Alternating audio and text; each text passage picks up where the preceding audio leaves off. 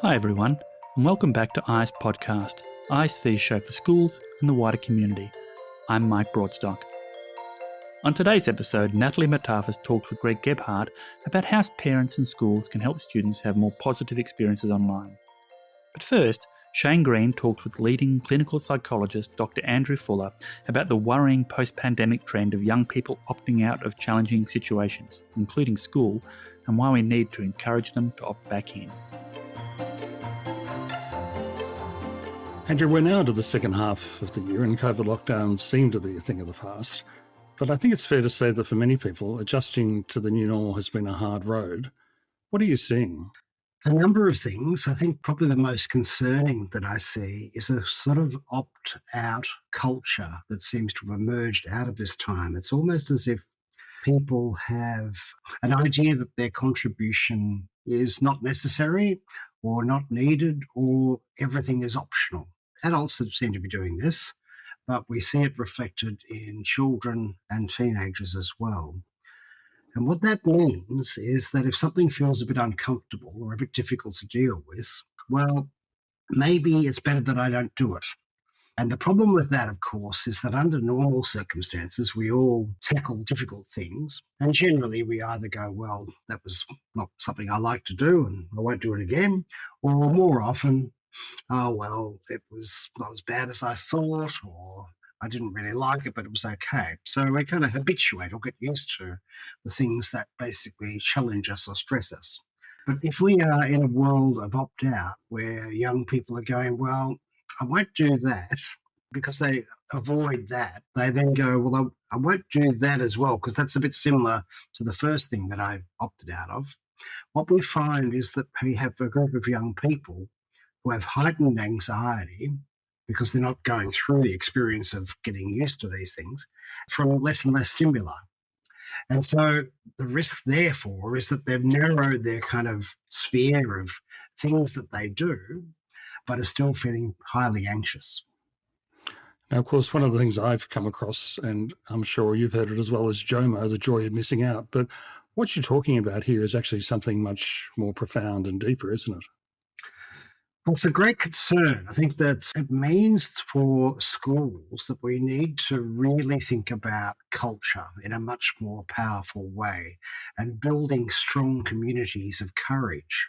So what really is going to help us all to overcome this is being prepared to take that step of courage and sometimes do things that are difficult. And if we don't do that, if we shy away from it, not only are we in this perpetual land of anxiety, we're also limiting ourselves dramatically. But right across the country, what I'm seeing are schools are talking about young people not showing up for class, but also not wanting to go on camp or going on particular activities. And rather than kind of having parents feeling like, yes, we'll try and encourage our young people, they are also going, okay, we don't really have to do that either. And so you have this kind of major issue, which is sort of one where people are avoiding a whole lot of important rituals in their lives.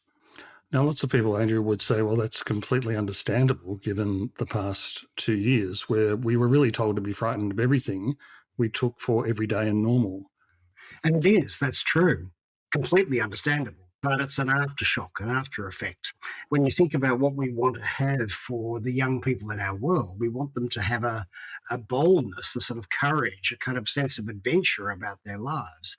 So what we have at the moment is almost the reverse of that. And we need to really start to think in schools, what's the culture that we can build?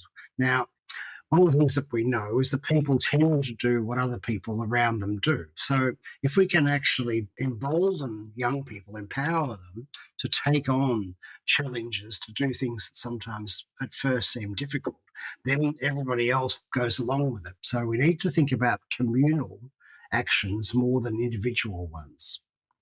Are you getting any sense within schools and within communities that some people are recognising this and wanting to do something about it? Yes, definitely. So schools are thinking about what are the kind of key features. So as you probably know, I've done a lot of research on this area, which pointed to three major ingredients that when people feel connected to one another, when they feel protected by one another or safe with one another, and when they feel respected by one another, they do well, the CPR of well-being. And so thinking about those three components in a school community, basically rejoining that sense of belonging to one another, thinking about how together we can collectively keep one another safe and how we can respect our contribution and value it, as well as be more courteous and have a sense of good manners, of course, is important. Are you seeing and hearing of specific things at different age levels and year levels? It's probably a little early to really nail it, but I think the fear, of course, is that for our youngest children who learn a lot of their early emotional intelligence through sort of mirroring facial gestures or being on sort of public transport or in shopping centres and catching the eye of a stranger and playing peekaboo type games, as well as having the sort of social commentary that parents do as they navigate around the world. First, we're going to go and buy some apples, and then we're going to go and pick up the laundry or pick up the dry cleaning or whatever it might be. That's gone missing. And so, whether this will really result in a group of young children who are less equipped to read the emotions of the world is a concerning possibility. And so I think the other thing that we need to really think about in our youngest years is how do we ramp up the level of emotional knowledge or knowledge about feelings, particularly around just reading faces. Because otherwise, if we don't read faces well, one of the risks is to interpret hostility and negativity where there isn't any. And that then, of course, leads again to this fearful avoidance and anxiety. So we could have a compounding problem. Now, it's speculative because, of course, we haven't done any research on that early age range, but the likelihood of that give and take of facial recognition, of peekaboo, of sports commentary, and so on, when it goes missing, then I think there's a risk that we need to keep an eye on. There's been discussion at various stages of the long-term impact of young people on the pandemic, and what you're talking about could well be that. And I think there was discussion, of course, of a COVID generation. Do you think that's overblown, or from what you're saying, is that a real possibility? Well, I think there's certainly a risk that we have been distant from one another for quite some time, that we no longer really know how to be in community with one another. And so, unless we start to actively reconstruct those communities, then we have this very isolated sense. Now, that isolated sense means a growth in individualism that can be positive in terms of self reliance, but can be negative in terms of blaming yourself, taking on individual responsibility, and not really working in and collaborating with others. And so, there is a risk that basically people no longer really know how to be face to face and spend extended periods of time with one another in a constructive way. There have been some positives out of the past couple of years with young people. What have you noticed? Some of the strong things to emerge when you think, oh yes, that was something good that came out of that experience. The first thing I think is that we learned that we matter to one another a lot, really, that we missed one another. And I think we still do. And so I think that those social occasions, while we tend to be a bit wary of them, are highly desired, and particularly by young people. And I suppose the group that probably of all of the young people that I work with are the early university students. I find that they are finding it incredibly difficult. I know it's been said before, but what teachers managed to do in that very short period of time of accommodating to the needs of online learning and distant learning was simply remarkable. And so we know that it works. So while it's very tempting for us as schools to go back to now we can all go face to face 5 days a week, it may well be worth really properly starting to talk about whether a hybrid model is something that's advantageous, because not all online learning outcomes were bad. In fact, some of them were very, very good. And some of the lessons and some of the flexibility was excellent. The other thing, of course, that forced upon some of our students was a degree of self-reliance that they weren't necessarily used to. And while no doubt some of them floundered around for a while as they adapted to that, it's not a bad long-term effect to have more self-reliance among our students if we can do it. So we want to think about two almost competing things. One is building a sense of community because we value one another, and the other is trying to think about how we can build a sense of self-reliance in our learners so that they can become resilient learners. Now, you touched upon the remarkable role of educators and the ability of schools and teachers and school leadership to respond to remote learning. But of course, we know that did put them under enormous stress, and it's fair to say that stress has continued with the continuation of COVID and, of course, flu. What are you seeing among educators and among schools as well in terms of the stress levels? This profession really amazes me at times. I think that their commitment to their students is remarkable. And I want to really take my hat off to teachers. I think it's easy to kind of talk about all the difficulties that we've faced and we have.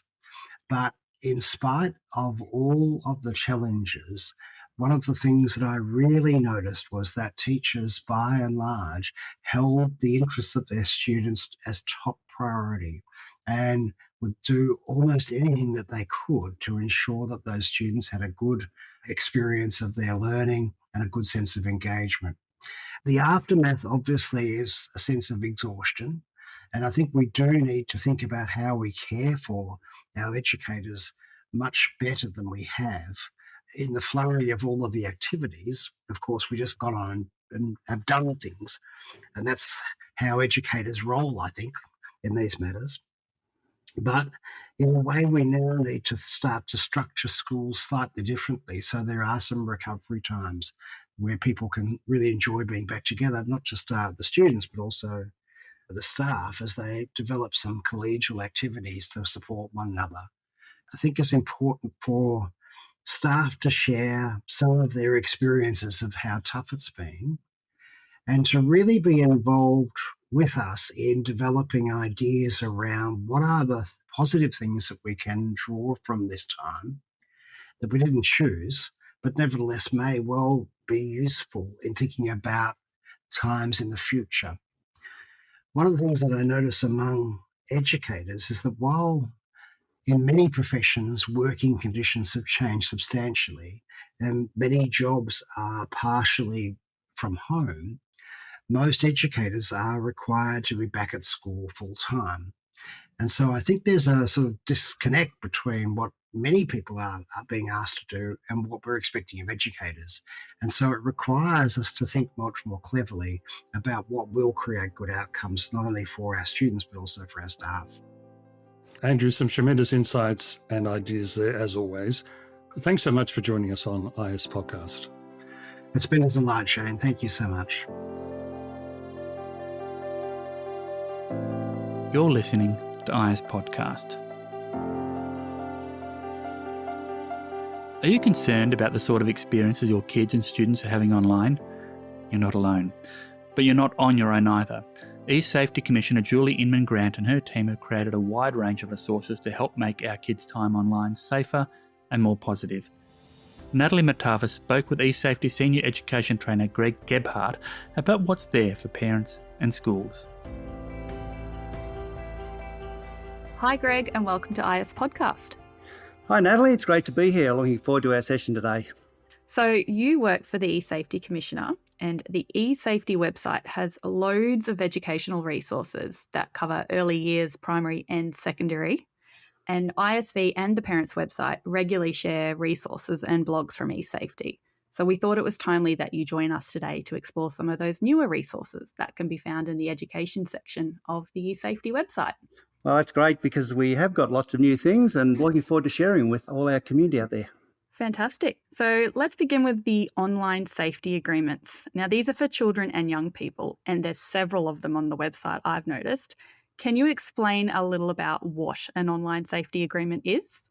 Yeah, basically what we're talking about is a set of rules to keep children and young people safe using digital technology. And I think that one of the really good things about having an online safety agreement is that you can get young people involved in developing what that agreement might be, and the collaboration between children and young people can really knit it together so they have some ownership in it. And I think when you start to do this with students, it's a great opportunity to develop their critical thinking and self-regulation skills. And we want them to build good habits around technology. So setting out plans and rules is a really good idea to do that.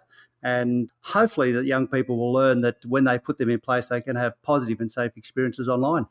Perfect. And now when you say young people, what kind of age groups are these agreements mainly targeted at? Yeah, we've got several on our site, and I think really an online safety agreement can be done with any age group. Of course, it needs to be done in an age-appropriate way because some young people will probably have a different concept of technology depending on their age, of course. But I think basically what we've looked at with the ones that we have available, we've got them from middle primary, upper primary and lower secondary. And the agreement set out a list of expectations for the class members, and we want them to work together online, we want them to interact, but they want them to have that concept about keeping each other safe. And it really is about setting up some of these class development programs where kids agree to and follow these guidelines throughout the year. But just to let you know, we also have a new resource for lower primary students, and it's called How Our Class Stays Safe, because we thought that was a better wording or better terminology for those kids to understand. That resource really sets out the expectations for class members to keep each other safe when they're online. And it also includes some great teacher guidelines and a class technology agreement poster. So there's a suite of resources that go with it to put that in place. Sounds fantastic. So are there anything that parents can do for this at home as well? Like, is there an online safety agreement for the home, or is it something that crosses over between school and the home? Yeah, well, I think there is a little bit of crossover in the two, but I think the school environment and how it's used with a large group of students and is quite different to the home where there may be one child or two or three in the family. So the good news in that is that we've also developed an online safety agreement for children in the home, and that's what we probably call in this case, it's a family technology agreement. And we've developed this new program for 5 to 8-year-olds. Of course, parents can use some of our resources to adapt these or look at ones for different ages. But it's really about an agreement to set out some rules about not just the computer, but how other devices can be used. And that includes your smartphone, your tablets, TV and gaming consoles. And the main thing is to put those together and try and have a lot of fun. And in fact, I think one of the really good things about this resource is it's got some really friendly characters to help young people understand safety. It includes River the sugar glider and Dusty the frilled neck lizard and their friends. So it's pretty exciting for kids at that age to have something they can relate to and have a lot of fun while they build that important infrastructure around using that technology at home. Okay, and now another program I noticed online recently that you've launched is the eSafety Champions Network. Can you tell me a little bit more about this one? Because it sounds a little bit more complex. Yeah, well, this one's probably a little bit different because it's geared for teachers, wellbeing professionals or staff representatives who make online safety a priority in their school. And we're offering really everyone who works in education the chance to be a champion in our network. And that is about giving them the skills, the tools and the knowledge to keep their school safe online. And as I said, every school in Australia has the opportunity to have an eSafety champion or champions, depending on how many would like to be involved. And they'll be part of a network which are going to be at the forefront when it comes to online safety information. And eSafety is going to work with these champions to provide them with access to our latest research, information, and what are the latest trends happening with young people online. So I think there's a lot of positives for anyone who would like to be involved in that, is that you will actually have it directly from eSafety before anyone else. Oh, wonderful. Who should be applying to do that, and how do you apply? Is it something that any school can do? Yeah, any school can do that. I think, again, if we look at where traditionally perhaps eSafety has been delivered, we're probably looking at teachers and wellbeing professionals who have responsibility for students' wellbeing, your health and phys ed teachers and staff who oversee the reporting functions within the school. They're probably best suited to be the eSafety champions. However, we've decided to make the program open to all teachers and all school staff members. We think there's a lot that they can really bring to their schools, and the information we've got can complement what they do. And it's pretty easy to join up. You just have to contact us at outreach@esafety.gov.au, put in an expression of interest, and we'll send you out all the information. Great. We'll link to that in our show notes as well to make it easy to find. But I guess these champions, are they going to have information about webinars and training as well, or is it something that they just do separately to that? Yeah, well, they'll actually find out that there are upcoming webinars coming out well in advance. And in fact, what we'd like to do is even have them be part of a group that perhaps trials some of those and gives us feedback about what is really relevant and what we've created for our schools. So really, it's eSafety champions, they're going to have information about not just webinars for other educators, but we also have a whole series of parent webinars, and we'd like them to have some say in what we think their parent community needs. And also we do some special event webinars for grade 3, 4, 5 and 6 around major events during the year, and they'll have access to those, and perhaps we could have some of those champions use their students to test our product before it goes out to kids right across Australia.